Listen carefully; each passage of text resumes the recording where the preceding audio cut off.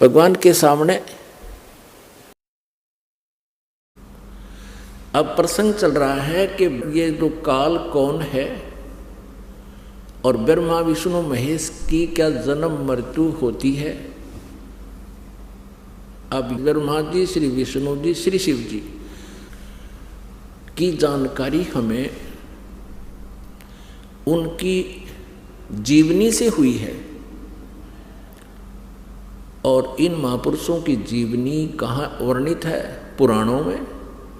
जितने भी पवित्र हिंदू धर्म के आचार्य गुरु हुए हैं वो यही कहते हैं कि शिव पुराण में ऐसा लिखा है, विष्णु पुराण में ऐसा लिखा है और ब्रह्मा पुराण में ऐसा लिखा है, श्री देवी पुराण में ऐसा लिखा है और श्रीमद् भगवद गीता में ऐसा लिखा है और पवित्र वेदों में ऐसा लिखा है। तो उनके इस वक्तव्य को हमने सच्चा माना क्योंकि ये संस्कृत जानते हैं, सभी सदग्रंथ संस्कृत में लिपिबद्ध है। तो भोले श्रद्धालुओं ने उन अज्ञानियों के वक्तव्यों को शास्त्र अनुकूल मानकर सिरोधार्य कर रखा है। अब परमेश्वर पूर्ण ब्रह्म कबीर देव जी सारी सृष्टि के रचनहार ने स्वयं आकर के इस काल के जाल का भांडा फोड़ किया है। इसने जो जुल्म अत्याचार हमारे ऊपर कर रखे हैं उस परमेश्वर ने स्वयं आकर हमें बताया। 600 वर्ष पहले परमेश्वर कबीर देव जी ने यही ज्ञान दिया था जो आज पवित्र पुराणों में, पवित्र वेदों में, पवित्र श्रीमद् भगवद गीता जी में आज वर्णित पाया, उनके अंदर लिखा पाया। और उस समय के ये नकली गुरु आचार्य ये कहा करते थे कबीर जी तो जुलाहा है और शूद्र जाति से संबंध रखता है, इसको किसी ब्राह्मण ने शिक्षा नहीं दी, ये सदग्रंथों के बारे में क्या जाने, ये झूठ बोल रहा है। परमेश्वर 600 वर्ष पहले कहा करते थे कि ब्रह्मा विष्णु महेश जी ये नासवान हैं, इनकी जन्म मृत्यु होती है, ये अविनाशी नहीं है, ये कंप्लीट गॉड नहीं है, ये अखिल ब्रह्मांड के नायक नहीं है, ये पूर्ण परमात्मा नहीं है। और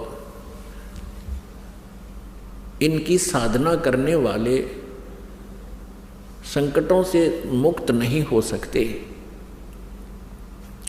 तो उस समय इन परमात्मा के सतवचनों का इतना जोर शोर से विरोध किया, उन नकली गुरुओं ने जनता को भ्रमित कर दिया कि वह कबीर जुलाहा झूठा है, हमारे देवी देवताओं के बारे में ऊट पटांग बोलता है, उनका अपमान करता है और परमेश्वर के पीछे हमें लगा दिया उन दुष्टों ने। हमें भी पाप का भागी बनाया और आप भी घोर पाप के भागी बने। वही ज्ञान जो 600 वर्ष पहले परमेश्वर कबीर देव जी ने बताया था, आज ये दास आपको परमेश्वर के ज्ञान को अपने सदग्रंथों से मेल करके रूबरू करा रहा है। और पुण्यात्मा जो अच्छी आत्मा है, बुद्धिमान है, वो तुरंत इसको समझ रहे हैं और इन नकली गुरुओं के जो है उद्देश्य से भी परिचित हो रहे हैं कि ये क्या चाहते हैं।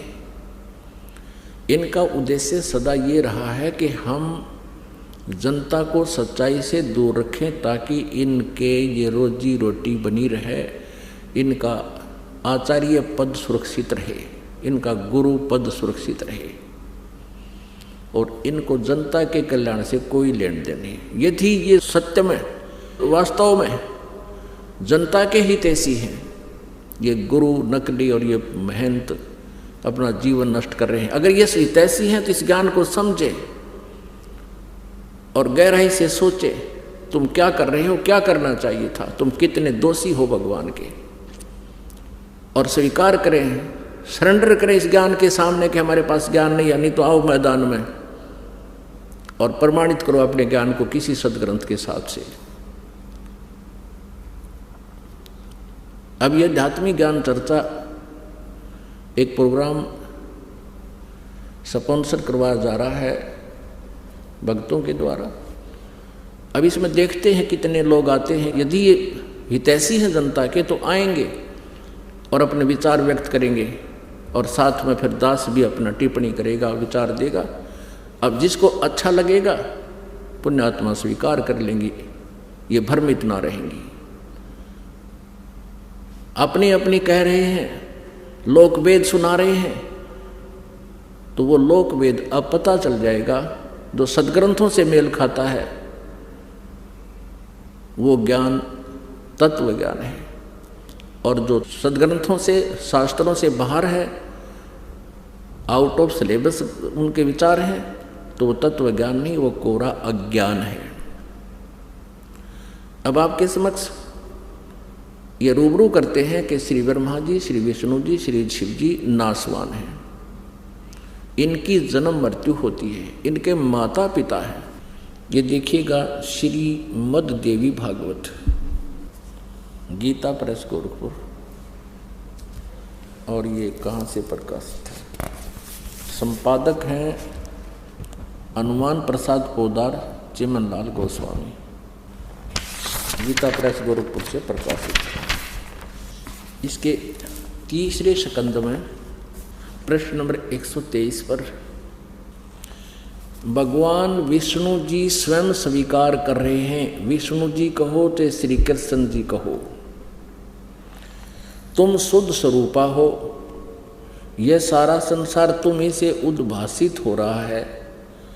अपनी माता दुर्गा की स्तुति करते हुए श्री विष्णु जी बोल रहे हैं, मैं ब्रह्मा और शंकर हम सभी तुम्हारी कृपा से विद्यमान हैं। हमारा आविर्भाव माने जन्म और तिरोभाव माने मृत्यु हुआ करता है। हमारा तो जन्म और मृत्यु होता है, केवल तुम ही नित्य हो, जगत जननी हो, प्रकृति और सनातनी देवी हो। भगवान शंकर बोले, देवी यदि महाभाग विष्णु तुम्ही से प्रकट हुए हैं, यानी तो आपसे जन्म हुआ है, तो उनके बाद उत्पन्न होने वाले ब्रह्मा भी तुम्हारे ही बालक हुए। फिर मैं तमोगुणी लीला करने वाला शंकर क्या तुम्हारी संतान नहीं हुआ? अर्थात मुझे भी उत्पन्न करने वाली, जन्म देने वाली तुम ही हो शिवे। संपूर्ण संसार की सृष्टि करने में तुम बड़ी चतुर हो। इस संसार की सृष्टि, स्थिति और संहार में तुम्हारे गुण सदा समर्थ हैं। उन्हीं तीनों गुणों से उत्पन्न हम, यानी रजगुण ब्रह्मा, सतगुण विष्णु, तम गुण शिव जी, तीनों गुणों से उत्पन्न हम ब्रह्मा विष्णु एवं शंकर नियमानुसार कार्य में तत्पर रहते हैं। हम ये तीनों देवता तो जगत का कार्य संभाले रहते हैं और तुम्हारे ही रूप हैं। पुण्यात्माओं, इस पवित्र श्रीमद् देवी भागवत अर्थात शक्ति पुराण ने, दुर्गा पुराण ने 4 कंसेप्ट क्लियर कर दिए इस थोड़े से पवित्र उल्लेख ने। एक तो ये सिद्ध कर दिया कि श्री ब्रह्मा जी, श्री विष्णु जी, श्री शिव जी की जन्म मृत्यु होती है, ये अविनाशी नहीं है।